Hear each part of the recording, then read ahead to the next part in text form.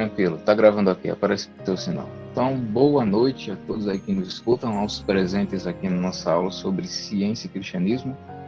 Estamos tratando aqui de um tema bem interessante, né, que é sobre extraterrestres. Estamos na nossa aula número 2.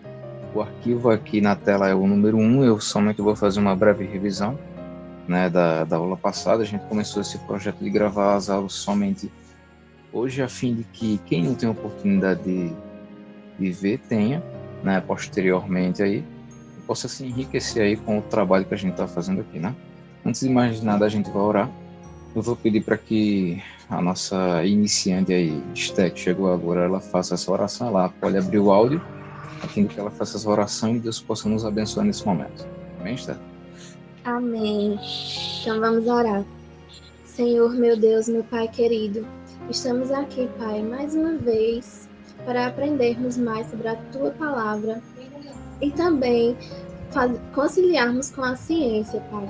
Faça com que nossa visão de entendimento esteja aberta, Pai, para que nós possamos entender e que nós possamos aprender também, Pai. Guia Sérgio, que vai dar esse estudo, Pai, e faz com que ele fale apenas aquilo que agrada ao Senhor. É isto que nós te pedimos nesta noite e desde já te agradecemos em nome de Jesus. Amém. Amém, pessoal. Então, vamos iniciar aqui primeiro uma revisão, né? Uma revisão daquilo que a gente viu na aula passada. É uma breve revisão mesmo, entendeu? A fim de que a gente já parta para a aula número 2 e não enfade quem estava aí na aula número 1, né? Então, na aula número 1, a gente viu aqui alguns conceitos introdutórios, né, no que diz respeito ao fato de a Bíblia me estimular ao senso crítico, né? A Bíblia, ela nunca me incentiva a permanecer na ignorância, né? E os textos estão aí a fim de que a gente comprove isso, né? Tem muita gente que gosta de usar Pedro como exemplo. Ah, mas Pedro não estudava, Pedro era somente um pescador e mesmo assim era um homem de Deus. Mas Pedro, na verdade, é uma exceção. Pedro não é a regra, certo? Você não vai ver em momento algum Deus ele glorificando a ignorância, certo? Então, a Bíblia me incita ao conhecimento. E eu costumo dizer o seguinte, que se existe um povo que precisa saber das coisas, esse povo é o povo de Deus, né? Como eu falei na aula passada. Ok, aqui mais alguns textos. E eu também falei a questão da metodologia, como é que a gente vai abordar esses assuntos, né? Como é que a gente vai abordar os assuntos aqui a partir, né, de agora, né? Desse assunto que a gente está tratando aqui, extraterrestres, né? Bem-vindo aí, Jorge, que acabou de entrar, né? Então, a metodologia da gente vai ser justamente abordar o que a Bíblia fala, certo? O que a Bíblia e a criação no que tange a ciência, a boa ciência, nas leis científicas e tal, tem a dizer sobre essa questão da vida em outros planetas. E como é que a gente vai abordar? A gente vai analisar os relatos, e os relatos que eu mostrei na aula passada, né, inclusive, e a gente vai analisar alguns marcos do passado. Como assim, marcos do passado? Tipo, quem construiu as pirâmides do Egito, né?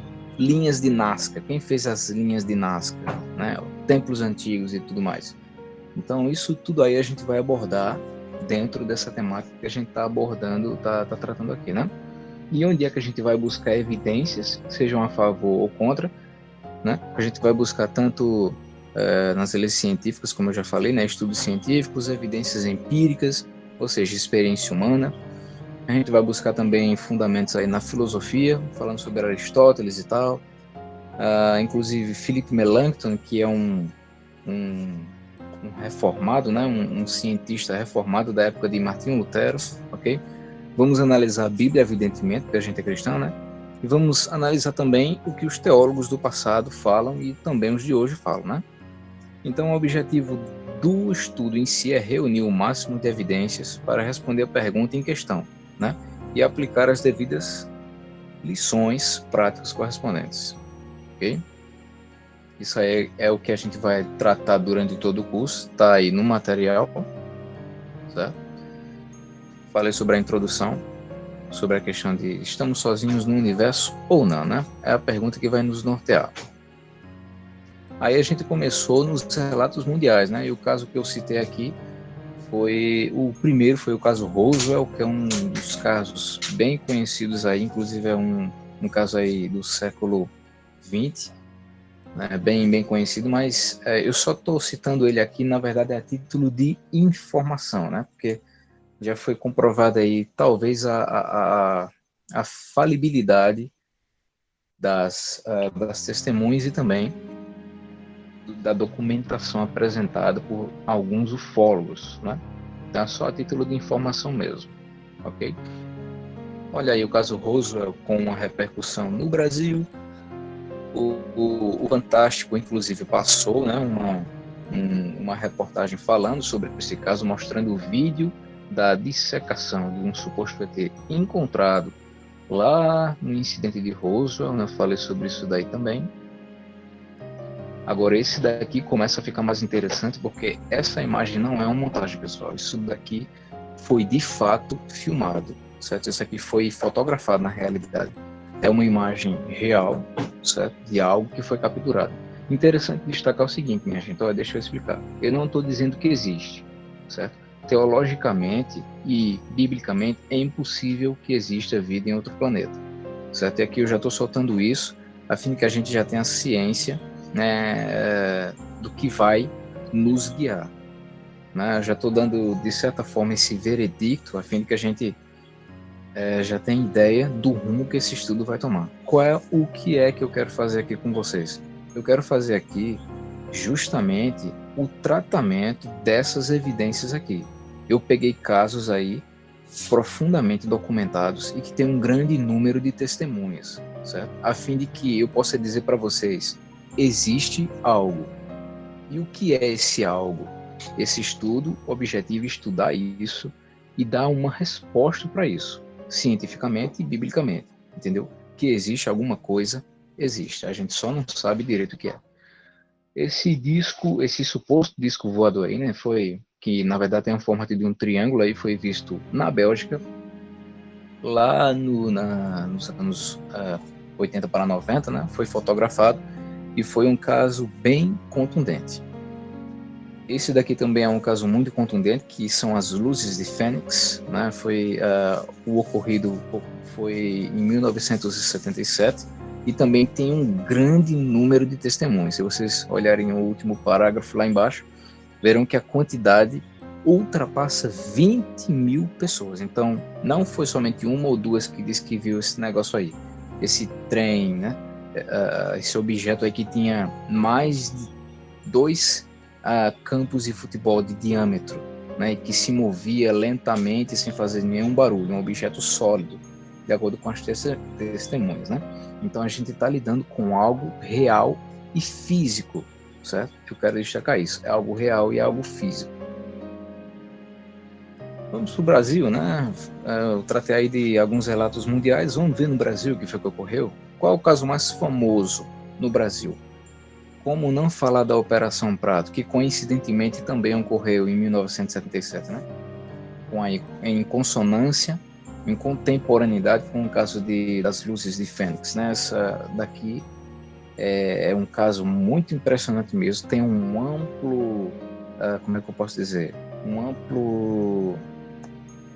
ampla variedade de documentos aqui disponíveis, certo? Muitos ainda estão secretos aí, né? As Forças Armadas não liberaram, certo? Mas existe uma ampla documentação disponível aí para o público, ok? Esse daqui é um dos documentos, né? Disponibilizados aí, comprovando que, na verdade, foi visto de fato alguma coisa, certo? Esse caso, a Operação Prato, ocorreu na cidade de Belém, certo? Lá no estado do Pará, e no qual ocorreu aí diversos ataques, né, de acordo com o relato das pessoas. Os ataques ocorriam por feixes de luz que penetravam as telhas das casas e atingiam as pessoas e causavam inclusive ferimentos, né, inclusive mais gravemente nas mulheres, né. Foi apelidado inclusive de chupa-chupa, né, porque eles diziam que o sangue era sugado das pessoas quando essa luz os atingia, e é algo real, né, algo real que realmente ocorreu. Tem documentação. Tem uma médica, inclusive, que dá o seu depoimento em relação a isso, né? Então, é um caso bem contundente também. Essa daqui é um documento que traz a descrição de um dos objetos vistos lá, né? Então percebe que é um documento oficial, né? Não é qualquer documento. A noite oficial dos OVNIs também merece destaque, também ocorre no Brasil e tem grande importância, certo? A gente vê aqui, foram 21 supostos OVNIs perseguidos aí por caças F-5 e Mirage, certo? Então é algo aí que tem documentação e que tem órgãos oficiais apoiando, ok? O incidente de Varginha só toquei a título de informação, minha gente.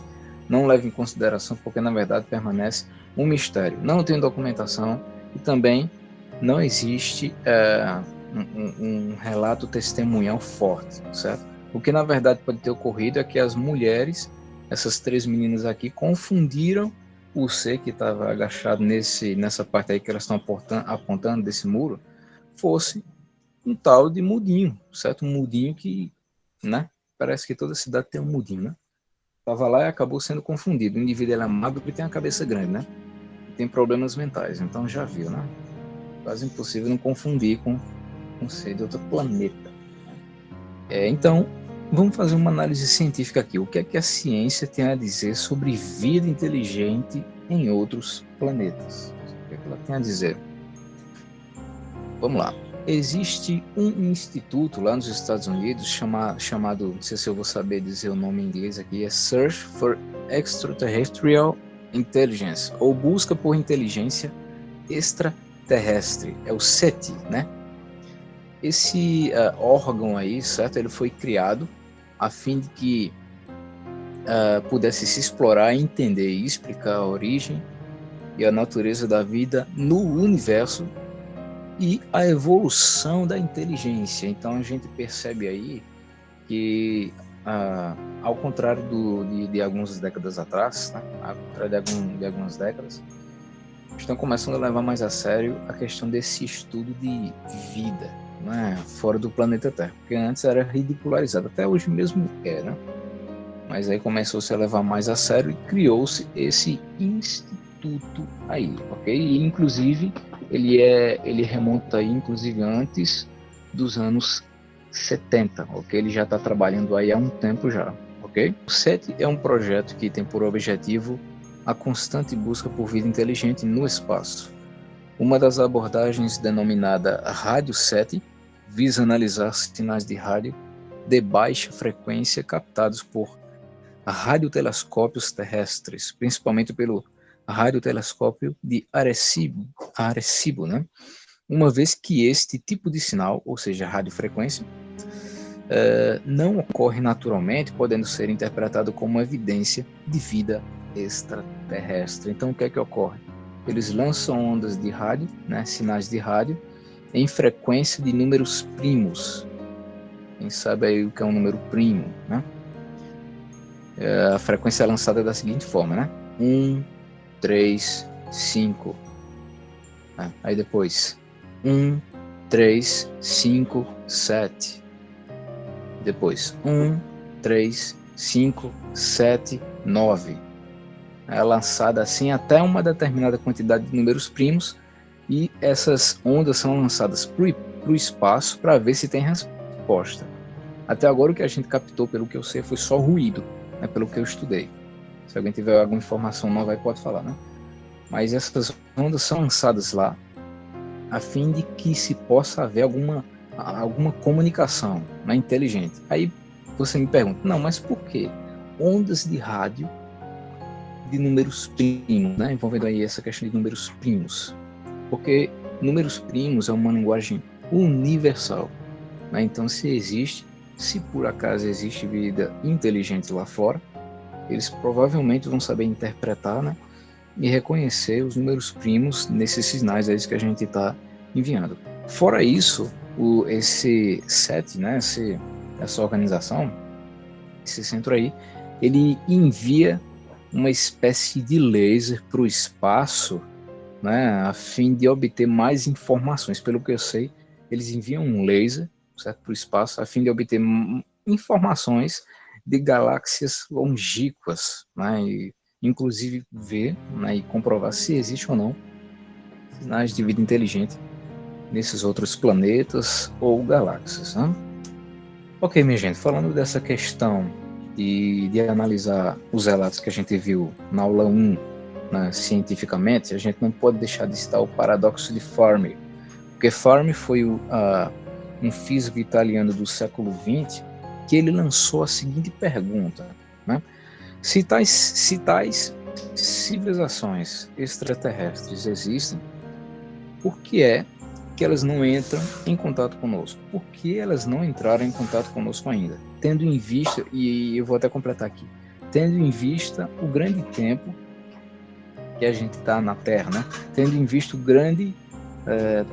a grande idade que o universo tem, como é que elas não entraram em contato conosco ainda? A gente só vê, na verdade, resquícios, né, supostos resquícios aí de manifestações, mas na verdade a gente não vê um contato real, né, com elas aí, a gente não vê essa espécie de contato.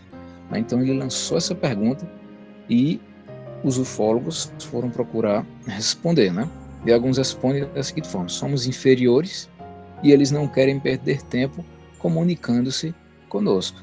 Né, realmente, né, eu acho até lógico, né, essa questão aqui, porque às vezes a gente fala e faz tanta besteira, né? A gente criou aí a tal da bomba atômica a fim de que a gente se dizime, né? A gente se auto-aniquile, né? Isso não é um sinal de muita inteligência. Então é até compreensível o fato de eles não quererem se comunicar conosco, né? Na verdade isso é só uma tiração de onda, né? Porque, né, a gente vê tanta porcaria aí que se lança no mundo e diz, rapaz, é por isso que os ETs não falam com a gente, né? Porque eles olham para um rapaz que fala um negócio desse, eu lá vou me comunicar com esse povo, nada. Eu tenho juízo, né? Eles têm juízo de se envolver com a gente. Mas brincadeiras à parte, alguns apresentam essa justificativa da inferioridade, né? Que a gente não pode acatar porque a gente sabe que Deus ele nos fez sua imagem e semelhança. Então, na verdade, nós somos a coroa da criação. A gente não é qualquer ser. Alguns também colocam aí, eles não existem, já deveriam ter entrado em contato se quiser. Que inclusive é a resposta mais lógica que a gente pode apresentar. Né? Porque, pensam só, minha gente, o planeta Terra, vamos colocar por baixo aqui, que a gente está aqui há mais ou menos uns 50 mil anos, certo? Seres humanos aí, 50 mil anos, né? Se eles quisessem ter entrado em contato com a gente, eles já teriam feito isso. Eu acredito dessa forma, eles já teriam entrado em contato caso existissem, entendeu? E alguns também apresentam a seguinte resposta aí a esse paradoxo de Fermi: ainda irão entrar em contato conosco, só estão esperando o momento oportuno para isso.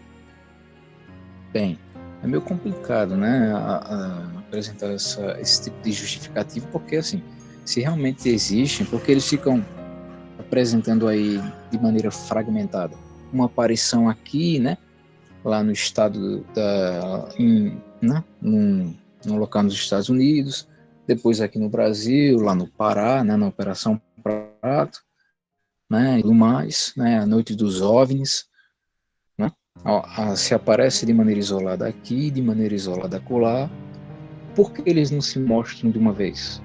Né, então, é um bom questionamento, levando em consideração essa pergunta aqui. Né? Alguns até dizem que não, na verdade, existem 3 tipos de civilização, né? A número 1, a número 2 e a número 3, que é a mais avançada. De acordo com essa perspectiva aí, a civilização tipo 1 é aquela que sabe utilizar todos os recursos do seu planeta, certo? A número 2 é aquela que sabe utilizar 100% os recursos da sua estrela, né, da sua estrela central, que no nosso caso é o Sol. E a civilização de tipo 3, que é a mais avançada, ela sabe utilizar todos os recursos da sua galáxia. De acordo com alguns, a gente está caminhando aí para a número 1 ainda. A gente nem consegue utilizar todos os recursos do nosso planeta. Na verdade, a gente sabe destruir o nosso planeta. Isso aí a gente sabe, né? Destruir, muito bem. Mas esse paradoxo aí é bem interessante e só comprova o fato de que é muito complicada a afirmativa de que existe vida inteligente em outros planetas. E a gente vai ver por que é complicado afirmar isso, certo? Olha aí, A discussão é atual, certo? O cara falou lá na década de 50, mais ou menos, mas a discussão é atual, né? Onde estão? Perguntou em 1950 o físico e prêmio Nobel Enrico Fermi, que recebeu o prêmio Nobel Enrico Fermi, né? Quando conversava com seus colegas sobre a vida extraterrestre no refeitório do Laboratório Nacional de Los Angeles, Estados Unidos. Para ele, para Fermi, né, era surpreendente não ter cruzado com extraterrestres, levando em conta a imensidão do universo e a idade da galáxia. Certo? Nossa galáxia é velhinha. Né? Uma pergunta que é conhecida como paradoxo de Fermi. Ok? Então, eis aí um ponto contra, né, a existência de vida inteligente em outros planetas. Né? Porém, existem outros questionamentos que a gente pode abordar aqui também. Né? Vida inteligente em outros planetas, vamos, né, fazer mais algumas considerações aqui. Olha só. Parem e pensem comigo, observem. A Terra tem por volta de 2 milhões de variantes que permitem a manutenção da vida nela. O que isso significa? Deixa eu explicar. Ó. A Terra, minha gente, ela possui uma gama de variantes, de critérios, a fim de que a vida possa existir, possa ser sustentada. Entendeu? E essa quantidade é por volta de 2 milhões. Então, são 2 milhões de critérios, de condições, a fim de que a vida possa existir no nosso planeta. É pouco ou não, essa quantidade de critérios, né? Então, observe, a sintonia de cada uma destas variantes é extremamente fina. Como assim, Sérgio, extremamente fina? Extremamente fino no sentido de que se eu mover 1 milímetro para trás ou se eu mover 1 milímetro para frente, não pode haver vida, certo? Vai ser prejudicada a existência de vida no planeta. É muito fina. Aumenta a distância da Terra para o Sol em, sei lá, 1%, que a existência de vida aqui fica inviável. Ou volta um pouco, né? A distância da Terra para o Sol, você vai ver todo mundo morrer congelado. Então é muito fina a sintonia, entendeu? Qualquer alteração, mesmo que seja em escala milimétrica, acarretaria na não possibilidade de existência de vida no planeta. Okay? Vamos tratar mais um pouco mais sobre isso daí. Ó. O ajuste fino do universo. Algumas condições que permitem vida na Terra são: o planeta recicla carbono, substância necessária à vida, né? Outra variante, a camada de ozônio que bloqueia os raios nocivos, né? Um ponto aí a considerar-se também, né? Porque por que vocês acham que a gente não vê com frequência um meteoro caindo? Porque a gente está aqui agora, cada um aí está na sua casa, Esther está na casa dela, né? Está bem pertinho aqui da minha. Eu estou aqui na minha casa, o Luan está na dele, o Matheus está na dele aí, George, cada um na sua casinha. Por que é que a gente não escuta aí? Por que tu não escuta, Matheus, um meteoro caindo aí, atravessando o teu telhado? Né? Justamente porque existe a camada de ozônio, que não permite que isso ocorra. Ah, Sérgio, mas nunca caiu? Não, que já caiu, com certeza já caiu, entendeu?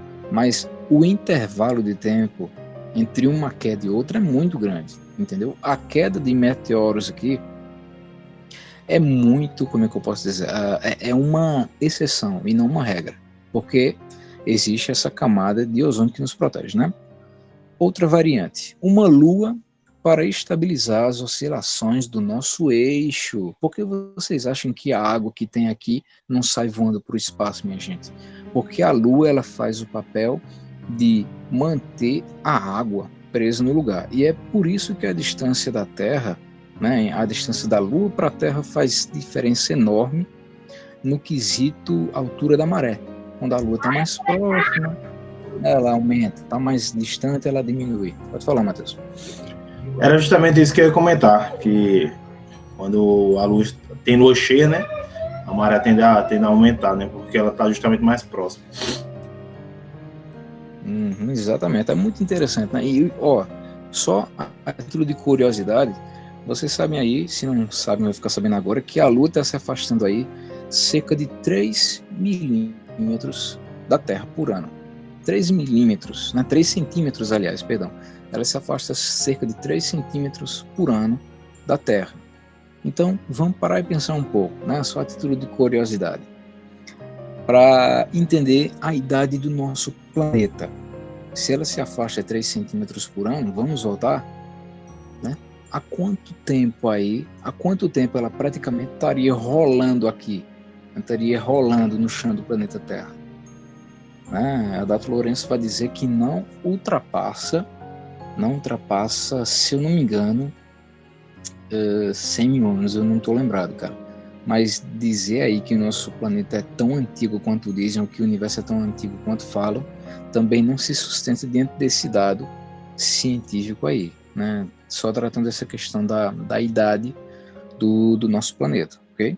Então a Lua, minha gente, ela, olha só que maravilhoso. A Terra, ela não perde a estabilidade que tem no quesito oscilação, né? No quesito translação, que é o movimento que ela faz em torno do seu próprio eixo, justamente porque existe a Lua, o satélite natural, que nem sequer tem a metade do planeta Terra, né? Outra variante, superfícies diversificadas suportam muitas formas de vida. Olha, a gama de formas de vida que existe no nosso planeta é impressionante, minha gente, impressionante. E existe forma de vida tanto aqui, certo? Tanto nessa superfície terrestre aqui, quanto no interior da crosta, certo? Foi descoberto recentemente, a gente inclusive vai ver, né, alguns desses seres aí, que são chamados extremófilos, que eles sobrevivem em temperaturas extremas. E quando eu digo extrema, é extrema mesmo, ou de 8 ou de 80. Quando não é além de 100 graus centígrados para cima, né, é de 20 graus negativos para baixo e vai. Então, olha só, mais um. O campo magnético da Terra desvia as tempestades solares. Uma tempestade solar carregada de radiação, inclusive. O campo magnético da Terra desvia essas tempestades aí carregadas de radiação, né? Então é mais uma variante que permite a vida e a permanência da vida na Terra, certo? Não vamos perder o foco aqui, né? Outra variante, essa daqui é muito interessante, a distância certa do Sol e da Lua, inclusive também, né? Então, como eu já falei anteriormente, a gente está numa distância perfeita, minha gente, do Sol, a fim de que a vida seja mantida aqui. E a Lua também está numa distância razoável, né? Também está numa distância razoável, a fim de que a vida seja mantida aqui. Agora mexe um pouquinho nessa distância para você ver quais são as consequências. Dias mais longos, noites mais longas, e você sabe muito bem que a gama de espécies que a gente tem aqui, muitas delas sobrevivem à noite, entendeu? A coruja, por exemplo, ela vive da caça noturna. Se por acaso houver dias mais longos, né, a coruja vai acabar sendo prejudicada. Diversos animais noturnos são prejudicados com isso, certo? E da mesma forma aqueles que sobrevivem de dia também, porque com noites mais longas, eles também vão ser prejudicados e geraria uma desestabilização na cadeia alimentar, né? Isso só mostra como é importante, né, como essas variantes aqui são elas estão numa sintonia muito fina, né, muito fina mesmo. O Sol é uma estrela estável e duradoura. O nosso Sol é duradouro e estável. Quer falar, Luan? Acho que não, né? Tranquilo. Como eu estava falando, o Sol é uma estrela estável e duradoura. O Sol, ele não tem massa o suficiente. A questão dela.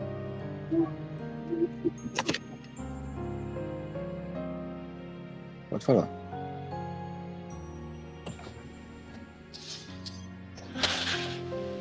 De distância do Sol, né? Como tu estava falando.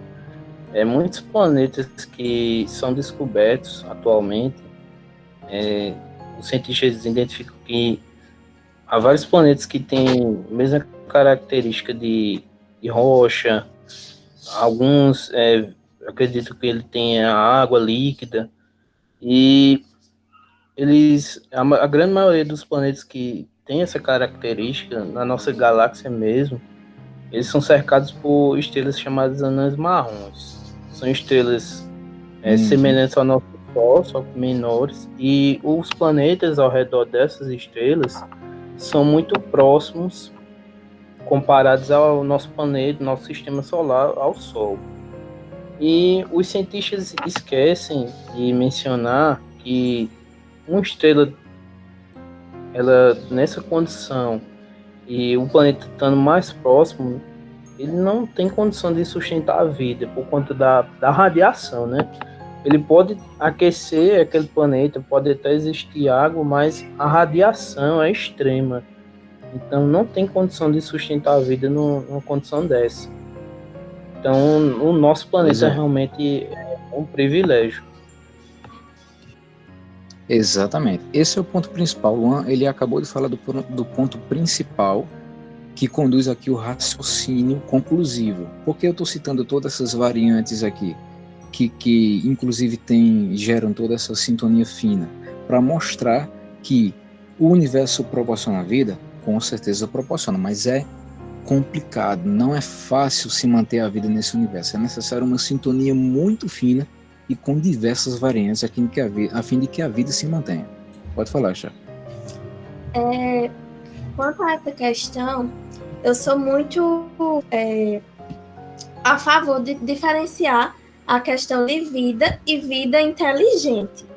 Porque, como você falou, existem bactérias, animais extremófilos que podem sobreviver no espaço da maneira que vai estar lá sendo oferecido o ambiente. Por exemplo, tem um animal chamado tardígrado. Ele é um animal microscópico e invertebrado, que ele resiste a situações que são completamente impensáveis de se haver vida.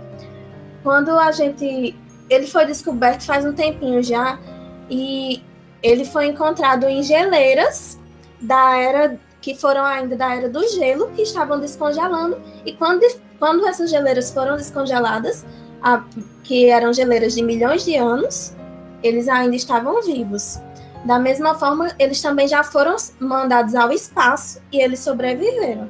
Então, nessa questão, é bem interessante diferenciar a questão de vida e vida inteligente, porque pode haver vida, uma bactéria é uma vida, composta de célula, mesmo sendo uma única célula, ela é uma vida. Então, é interessante diferenciar essa questão de vida e vida inteligente, vida que raciocina, pensa, fala como nós.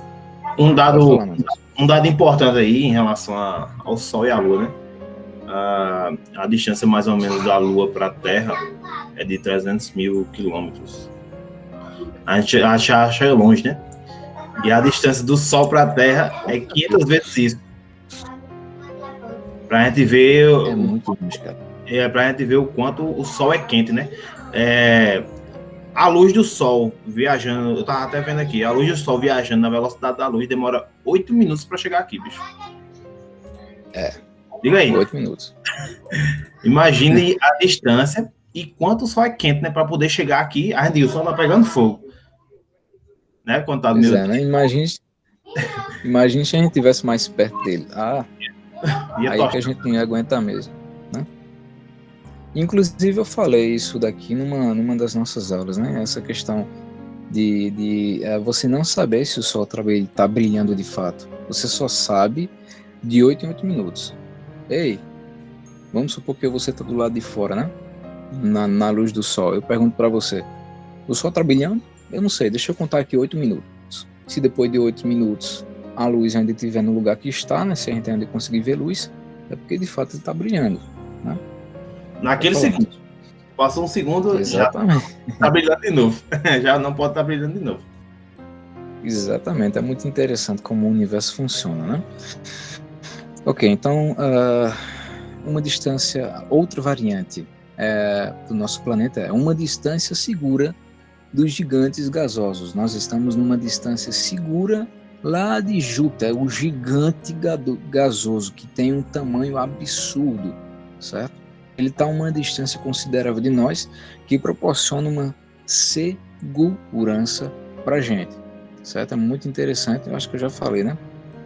Acho que eu já falei desse, mas é bom voltar um pouco só para tocar nesse ponto aqui de que, inclusive, esses gigantes gasosos chamado Júpiter, ele já impediu e impede, né, até hoje, inclusive, muitas nuvens de meteoro que sobrevêm, inclusive, aqui sobre a nossa localidade galáctica, né? Como ele tem um grande campo gravitacional, ele puxa esses meteoros, né, meteorito, inclusive, que vai para cima dele, né, que vem na nossa direção e suga para a rota dele, né, a rota gravitacional dele, ok? Então essa é mais uma variante que mostra aí a sintonia fina do nosso planeta, ok? Outra aqui, os ingredientes certos para alojar um núcleo dinâmico. Então nosso planeta ele tem todos esses ingredientes aí para alojar um núcleo dinâmico, certo? Então planetas gigantes que nos protegem à distância, que no caso é o gigante gasoso, como eu já acabei de mencionar. O nosso Sol protege-nos dos detritos galácticos também, né? Além de ter Júpiter, aí, o gigante gasoso, que puxa com a sua grande órbita gravitacional esses objetos, também tem o Sol, né? Ele também nos dá essa força aí. O trajeto galáctico mantém-nos livres de perigo. É muito interessante, porque a gente poderia esbarrar em alguma coisa, né? Peraí, o nosso planeta está girando a mais de 30 mil quilômetros por hora. Então a gente poderia bater em alguma coisa, né, e despedaçar o nosso planeta inteiro. Mas não. O nosso trajeto galáctico permite que isso não ocorra. É muito interessante, né? Uma localização distante de multidões de estrelas, minha gente. Olha, essa daqui é uma variante muito interessante. O nosso Sol, ele é uma estrela de pequeno porte, certo? Existem estrelas aí 100 vezes maiores do que o Sol, 1 bilhão de vezes maiores do que o nosso Sol. Então, são estrelas extremamente grandes e que poderiam causar um dano absurdo, inclusive com a ocorrência de supernovas, né? Então, a gente está numa distância considerável de estrelas aí que tem potencial de ser supernova. Aí vocês me perguntam, como assim, Sérgio, supernova? Me explica aí. Supernova é a ocasião de morte de uma estrela, para quem não sabe. Na verdade era para se chamar supervelha, não supernova, né? Porque a estrela está morrendo na realidade. É quando a estrela ela chega ao seu ciclo final de consumo e transformação de combustível nuclear. Todo aquele processo gigantesco e absurdo, né? de queima de combustível e transformação nuclear. O combustível acaba, o núcleo cai para dentro, a massa cai para dentro do núcleo da própria estrela, ela não suporta o peso e acaba se tornando ou um buraco negro ou uma estrela de nêutrons e por aí vai, né? Então, essas estrelas aí que podem causar esses disparos de raios gama, inclusive aí, estão a uma distância muito interessante da gente e a gente não está na rota delas, certo? Graças a Deus, né? Que a gente não está na rota delas, porque um disparo de raios gama aqui, né? Raios gama, inclusive, bem famosos aí pelo personagem Hulk, né? Ele foi exposto a uma quantidade absurda de raios gama e sobreviveu, né? Só em filme mesmo que o cara sobrevive a esse tipo de coisa, né? Porque raios gama é extremamente letal. Eu acho que Esther, não sei se ela pode falar alguma coisa sobre isso, se ela puder falar, né, tiver algum dado sobre raios gama, já que ela é da área, ela pode falar, né? Mas pelo que eu sei e eu estudei, essas estrelas que podem causar esse tipo de destruição estão distantes de nós. Aí você me pergunta, Sérgio, o nosso Sol, ele pode gerar uma supernova aí? Não, não pode. Não pode. Ele tem pouca massa para gerar uma supernova, que ele, na verdade, vai se tornar uma gigante vermelha, né? Ele vai se tornar uma gigante vermelha em estágios diferentes. Inclusive, no último estágio, ele vai engolir o planeta Terra, né? E os demais planetas e bye bye sistema solar. Mas pode ficar tranquilo que nesse tempo a gente não vai estar nem aqui, não vai sobrar nem o pó do nosso osso, né, para presenciar isso daí, ok? E a gente nem sabe, na verdade, se vai acontecer, porque com certeza Jesus já vai ter voltado de acordo com a nossa crença, né? Isso é para quem acredita, ok? Essas daí foram algumas variantes, tem muitas outras, né? Porque beira a casa dos milhões, 2 milhões aí, né? Por volta de 2 milhões de variantes, então vamos ficar só com essas daqui por enquanto. Queria falar aí sobre William Lane Craig e essa citação que ele faz. Ele faz uma citação interessante sobre essa questão da sintonia fina dessas variantes, né? Que se mover um pouquinho para cá desmantela tudo, e se mover um pouquinho para o outro lado também desmantela tudo. Ele diz o seguinte: se ao menos uma destas constantes, que são as variantes que eu acabei de citar, ou quantidades fosse um pouco alterada, o universo não permitiria a existência de vida incorpórea e interativa em nenhum lugar do cosmos. Estas condições finamente ajustadas são condições necessárias da vida em um universo governado pelas leis da natureza. Então, William Lane Craig, ele é um erudito, né, extremamente capacitado aí no que diz respeito à ciência, e ele respalda o fato de que mover, nem que seja um pouco, uma dessas variantes, né, que regem o universo aí, vida não poderia existir nesse universo. Já é difícil de existir, né? Quanto mais se mover uma dessas variantes aí. Ok? Beleza, a gente abordou tudo isso daqui e fica pairando uma pergunta na nossa cabeça. O universo é hostil à vida? Né? Porque a gente vê todas essas variantes aí. O universo, a temperatura do universo aí é 270 graus abaixo de zero, então é muito, muito gelado mesmo. Então, nem todo organismo sobrevive a esse tipo de temperatura e nem suporta todo tipo de temperatura, inclusive, né? Porque existem muitos planetas que estão tão próximos, que inclusive é um exemplo de Marte, né? Marte está tão próximo do Sol que a radiação dele chega diretamente a ele. Em Marte não há camada de ozônio nem coisa dessa espécie. A radiação entra direto lá. Então não daria muito certo um ser humano lá, porque ia ser atingido diretamente aí pela radiação. Então lá, existência de vida, nem pensar. A não ser que exista um extremófilo que sobreviva a altas cargas de radiação. Aí já é outra coisa, né? Pode falar, já. Seria o Mercúrio, não? Marte é depois da Terra. Pelo que eu sei, Marte também. Também. Mercúrio também está muito próximo, mas Marte também se encaixa, porque Marte ele não tem a camada que a gente tem. Então ele recebe diretamente toda a carga de radiação. Pronto, a gente não tem o campo magnético da gente, né, que impede que as tempestades solares acarretem grande prejuízo ao nosso planeta, devido à alta radiação, né, lançada pelas tempestades aí. Marte não tem. Ele não tem essa espécie de proteção.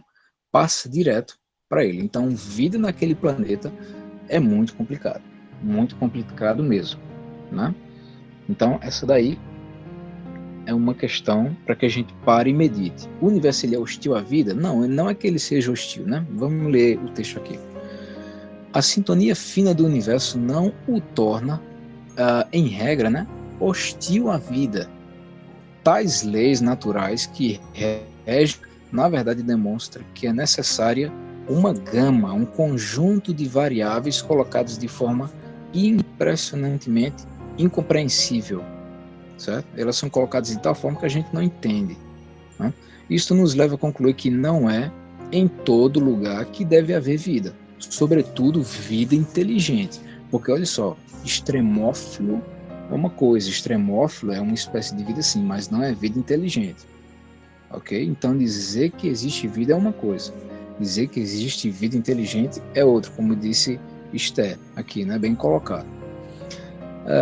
Por quê? Porque há a possibilidade de haver vida microscópica fora da Terra, e aqui eu já vou entrar na questão desses extremófilos que a gente acabou de falar, né? Vou citar eles como exemplo aqui, eles são um exemplo de vida, né? Vida em extremos, né? Se há aqui, provavelmente pode haver lá fora. Então, como vocês estão vendo aí, de acordo com a notícia bem recente, né? Tá em 2016, inclusive. As superbactérias, né, que resistem às temperaturas capazes de cozinhar organismos. Então, sobrevivem aqui de tal forma, né, a uma temperatura absurda, né? As condições são tão desafiadoras que nenhum organismo, aqui ele está falando da temperatura, né? As condições são tão desafiadoras que nenhum organismo mais complexo consegue sobreviver. Animais sofrem quando expostos a temperaturas muito maiores que 50 graus. A maioria das criaturas vivendo em ambientes extremamente quentes é de bactérias unicelulares e arqueobactérias, né, que eu não sei o que é, né? Se você quiser falar, pode falar aí. São as mais simples e provavelmente as mais antigas formas de vida da Terra. Consistem apenas de uma célula e carecem de maquinária celular dos organismos avançados. Então, esse aí é um tipo de extremófilo que vive a altas temperaturas absurdas, certo? E outro exemplo aqui é o outro extremo, inclusive, né? Se tem alguns que vivem em altas temperaturas, tem outros que vivem em baixas temperaturas, como exemplo de algumas bactérias que foram encontradas lá na Antártica, certo? E o lago no qual eles encontraram essas bactérias, a temperatura é de cerca de 13 graus negativos. Vamos ler o texto aqui.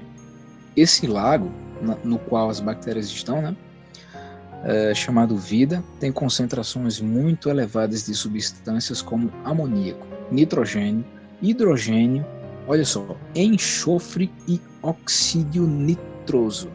Meu irmão, se você me perguntar o que é um óxido nitroso, eu vou dizer que é nome de alienígena, né, porque eu não sei o que é. O local abriga micro-organismos sob 20 metros de gelo, bem pequenininha a espessura, né? Com uma taxa de salinidade superior a 20%. E, como eu já falei, temperatura inferior a 13%. Então, observe a quantidade de elementos químicos que há aqui e a baixa temperatura, né? É absurda a questão da sobrevivência desse tipo de micro-organismo dentro desse tipo de ambiente, né? Pode falar. É só sobre a questão das arqueobactérias que tu falou. Quando tu mandasse a matéria, eu fui ler, aí eu tinha visto arqueobactérias, eu fui pesquisar. É como se elas fossem uma prima distante das bactérias que existem hoje. Arqueo vem de antigo, e bactéria é bactéria, né? E elas se diferenciam das bactérias atualmente porque elas fazem parte do grupo procarionte. Diferente das bactérias de hoje, que são eucariontes, que as bactérias de hoje possuem núcleo celular, e as procariontes não. No caso, a única diferença é que elas não possuem um núcleo celular. Muito interessante. Quem faltou aula de biologia quase não entende isso daí, né? Beleza. Existem esses seres extremófilos aí que vivem nessas temperaturas absurdas, convivendo com substâncias, inclusive, se eu estiver errado, você me corrige, se alimentando de substâncias altamente radioativas, se alimentando de radiação. Olha só, né? A ficção do Godzilla aí, aquele ser grandioso que se alimenta de radiação, não é tão absurdo como a gente pensa.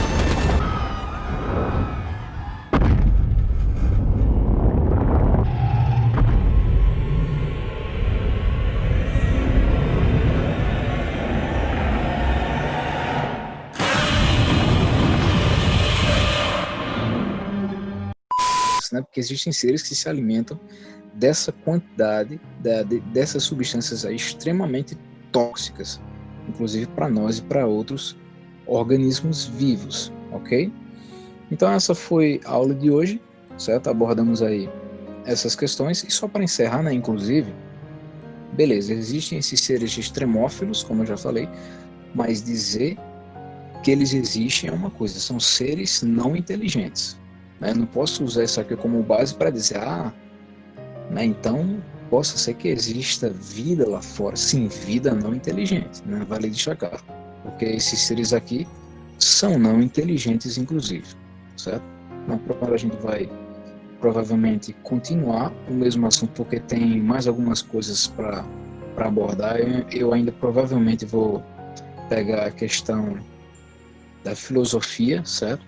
Inclusive do estudo de Philippe Melanchthon, né, que fala sobre extraterrestres, né? Ele fez um estudo sobre, talvez eu eu traga na próxima aula ou a gente prossiga, né? Tá muito incerto. No decorrer da semana eu vou falando isso daí para vocês.